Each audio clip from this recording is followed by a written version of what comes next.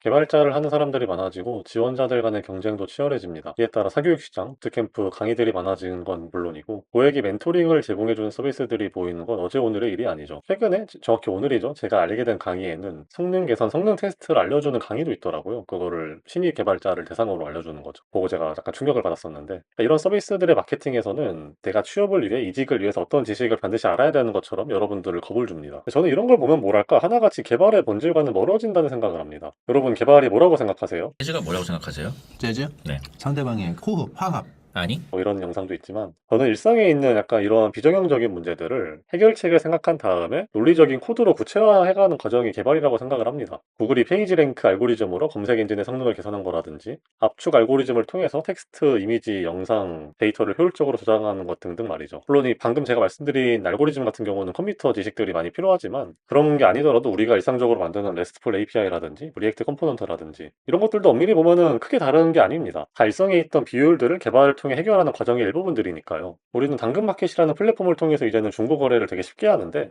사실은 우리가 이런 당근마켓으로 거래를 하는 사람들은 우리가 전혀 모르던 사람들이란 말이죠. 생판 모르는 사람이지만 그 사람의 당근 온도 같은 걸 통해서 이 사람의 신뢰도를 확인을 하고 이 사람이 믿을 만하다는 걸 알게 되는 거죠. 그리고 이러한 과정들이 다 개발을 통해서 가능해진 거고요. 개발자의 일이 문제 해결이라는 언뜻 보면 되게 뜬구름 잡는 이야기를 하는 것도 다 이런 이유에서입니다. IT 기술이 과장이 아니라 전 산업을 바꾸고 있고 이전에는 불가능하다고 생각하는 것들이 IT 기술을 통해 가능해지고 있으니까요. AI가 발전하고 개발의 트렌드가 발전한다고 하더라도 이 개발의 핵심인 사고, 생각하는 능력은 바뀌지 않습니다. 오히려 AI 시대이기 때문에 이 사고 능력이 더 중요해집니다. 어떤 문제든 간에 이걸 제대로 내가 정의만 한다면 AI가 해결해 줄 테니까요. 그리고 이 사고, 생각하는 능력은 내가 강의를 100번 듣는다고 경력이 쌓인다고 생기는 게 아닙니다. 내가 스스로 생각을 많이 하고 시행착오를 겪으면서 생기는 거죠. 저는 그래가지고 강의를 안 찍으려고 합니다. 강의를 통해서 단순히 내가 스프링 사용법, JS 프레임워크 사용법을 알려주는 거는 여러분들에게 도움을 줄 수 없다고 생각하기 때문이에요. 물론 강의를 파는 게 제 입장에서는 좋아요. 사실 여러분은 이런 것도 알아야 됩니다. 라고 여러분들 겁주고 강의로 돈을 버는 거는 구독자가 어느 정도 쌓인 입장에서는 어려운 일은 아니에요. 그렇지만 앞서 말했듯이 여러분들이 더 나은 개발자가 되기 위해서는 더 많은 지식을 알아야 되는 게 아니에요. 물론 기초적인 도구 사용법은 당연히 알아야 되지만 앞서 말한 내 개발 실력은 내가 문제 해결을 위해서 스스로 고민을 하고 이를 코드로 구현하는 과정을 통해서 발전을 하는 겁니다. 많은 거장분들이 공부를 하는 게 아니라 코드로 일단 무언가를 만들어 보라고 말을 하는 것도 다 그런 이유입니다. Don't get the book and read the book cover to cover and study and memorize and recite and flashcard and